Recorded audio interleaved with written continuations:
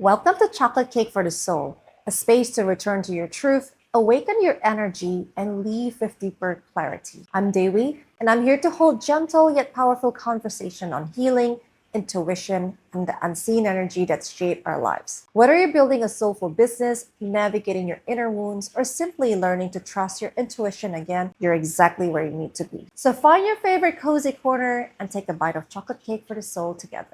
Hi everyone! So today I will be answering questions that you have asked in Instagram. So without further ado, let's go ahead and look at question number 1. How to teach our children not to spend mindlessly without causing them mindset of scarcity. So thank you so much for this question, and this is a very, very good question. And it's also the same question that I think about whenever I talk to my children, when I'm telling them not to spend mindlessly without causing them scarcity. So when I look at this question, the first thing that I look at is first, we have to work on ourselves first. As parents, we also have our own issues. We have our own wounds to heal. And the first thing that we need to do is look at ourselves and validate the things that we have done. Understand that there are parts of you that you've worked on and you have healed, and validate that. But there's also other parts of you which still comes up. Maybe you still get triggered. Maybe there are still aspects that you were not aware of. So it's a fairly new thing that you've recently come to an awareness of. Or maybe situations in your life change that triggers certain things that you've never known before. So validate all of that. And when you see things happen, refrain yourself from speaking to your children when you're in that state. So know that it's okay for you to not be perfect as a parent, because as a parent, we're also still healing ourselves. And with that said, when you're trying to communicate to your children, watch where you're at. Are you in a neutral state, or are you reacting from your scarcity? If you're feeling triggered, that definitely is not the time to communicate to your children. So you can put yourself out of that situation and calm yourself first until you're in a more neutral state. Once you're more in a neutral state, then you can talk to them without putting in the wrong energy into your words. Now, the second part is, so finding the right time, I think, is crucial, and understanding where you're at is also crucial. And the next point is also giving your children the authority to spend and give them the understanding about spending. And some of the things that I like to talk to my kids about are, number 1, if let's say they really want to buy this toy, I'll ask, are you sure that you want it? Or do you just want it because other people have it? So, sometimes kids, they like to go into competition with their friends. Their friends might go, oh, look, I have this new shiny toy. Oh, you don't have it. I have it and you don't. So it becomes a competition. And they're just buying it for the sake of competition, of ego. So have that awareness first. I will teach my kids that you don't need external stuff to validate yourself, but you have to validate yourself from your internal things. So it's separating out competition, ego, from buying things to show others. And then the second thing, when I ask my kids if they want to buy something, I ask, do they really want it? Or is it because they saw maybe this TikTok ads or this video that their favorite TikToker has done, and they're using this item or this toy and they're promoting it, and then at the end of the day, they were just blindly hypnotized to buy it, not because they want it, but because they seen it appear again and again and again. They thought, oh, I need to have it. So it's more like an unconscious buying versus a conscious buying. And then the third one, I'll ask my kids again, do you really want it? And are you aware of what you want? So it's not from competition or ego or showing to their friends. And it's not about mindlessly, unconsciously buying. And if they still really, really want it, and let's say if it's something that currently I'm not in the capacity to buy for them yet, then this is what I will tell them. I will teach them how to muck it up. So mucking it up, it's like manifesting it. So I'll teach them about divine timing. I'll teach them patience, and I'll teach them to create the reality that they want. Because as children, they are also very powerful creators and manifestors. And with the right tips and tricks and tools, they can mock it up for themselves as well. And also, of course, they need to understand to be patient and timing. So it's all working out for their highest good.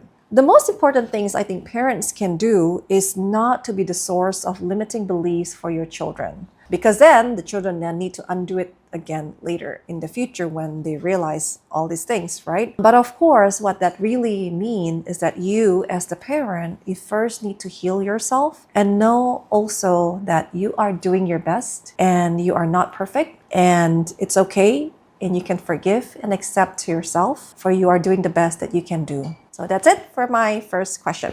Moving on to the second question.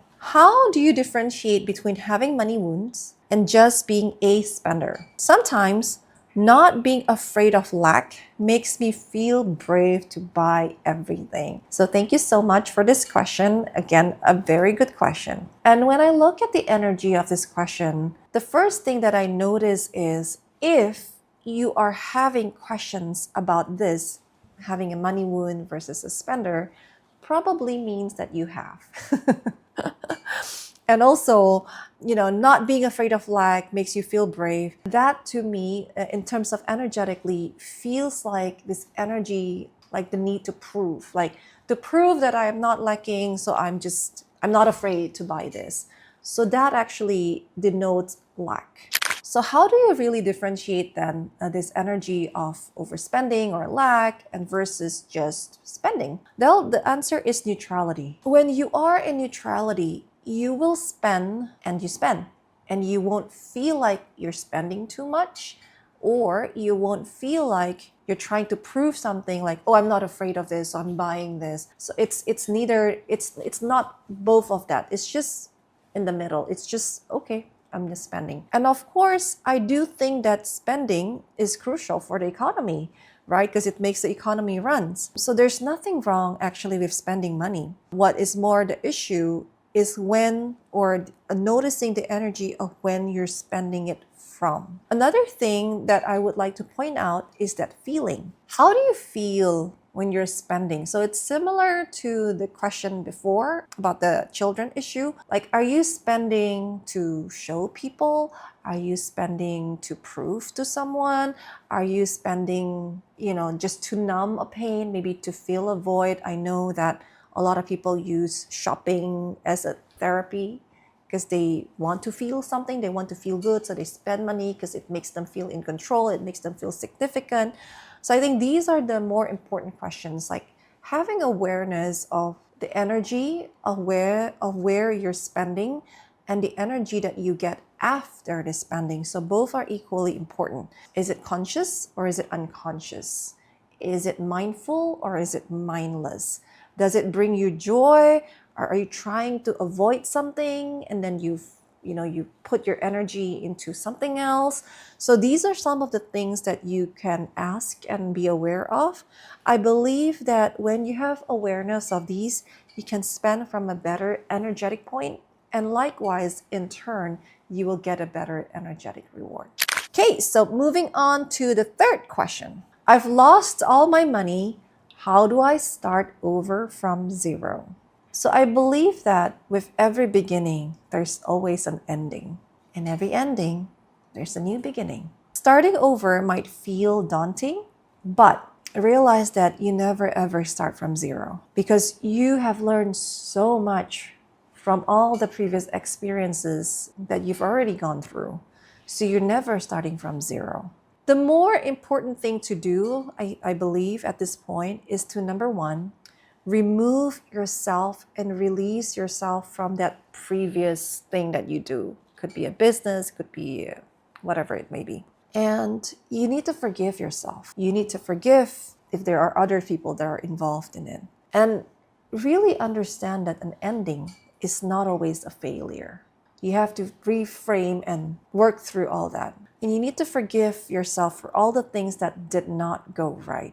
And use this time to also learn and grow from this incident. And also notice, are there recurring pattern or wound that you need to let go of? Use this opportunity to really process and work on this. And after you've done the work and you've processed all of that information and you've extracted out all the wisdom, you've deprogrammed whatever deprogramming that led you to that undesirable outcome, and you learn from it, be sure to also recall all your energy back that you've already spread out from maybe in the previous business or incidents or people, whatever, that led you to this moment. So recall your energy back. So now you're starting from a place, it's not zero, but you're starting from at least a few steps forward or steps up. So now you start from wisdom, and you have already let go of all the unwanted patterns, the sabotage, the wound, and you can start from resourcefulness. Think about this. Money is just a resource, and you don't really need a resource to start. You just need to be resourceful. It's so easy to make money without even putting anything down, without zero money to start. Or you can always use investors. You can always use other people's monies to start something. At the end of the day, there are many ways to start over. So long as you've done your inner work, you will see that life will open up another path for you for when you decide and choose to walk on it. Okay, moving on. The fourth and final question. If we're already aware that we have money wounds, how do we actually heal them? And what should we do when our parents suddenly trigger these issues all over again? The first step of healing is, of course, awareness. A lot of people then get stuck here because, at least in the past, they're not aware of it, so it's not showing up. They say that ignorance is bliss, right? But once you start to heal yourself, then you're starting to be aware of all this pain, all these wounds, all coming up to the surface. So now you need to deal with it. So awareness is actually just the first part. This is the first step to healing. So then what next? So the next part of the healing is to actually process the pain, uncovering the truth behind it. Maybe there are some programmings that you need to deprogram and rewire yourself. So all of this is the second part of the healing after you're aware of the problem. And of course, this might not happen overnight. Just because you found out about it doesn't mean that it's gone the next day. For a deeper wound, there are more layers to process and more things to let go. So it might take time. And letting go is not to resist it. It's actually mostly accepting it and letting it be. And once you accept it and letting it be, you're not trying to change it, you can simply move it out from your space. When you're healed, when you're actually healed, you will be neutral. So whatever it is that your parents do will no longer be a trigger. So they can be who they are, and you can let your parents be where they're at, because everybody grows and heals differently. Just because you're aware of it and you work through the pain and you healed yourself doesn't mean that your parents do too. And it's okay. You can be where you're at. You can be at your healed self and still let your parents be where they're at the speed and time and processing that they're both ready at. So both can exist at the same time. And that is okay. You don't need to try and fix them, and you also don't need to be like them. You can be you and let them be them, and both coexist together. And that's perfectly fine. So thank you so much for all your questions. I'll be seeing you again. Thank you for sharing this sacred pause with me today. If something in this episode stirred your heart or softened your edges, I'd love for you to subscribe, like, and share with someone you love, and leave a kind review. It helps the soul space reach those who need it most. Until next time, may you trust your inner voice, nourish your spirit, and treat yourself to something sweet.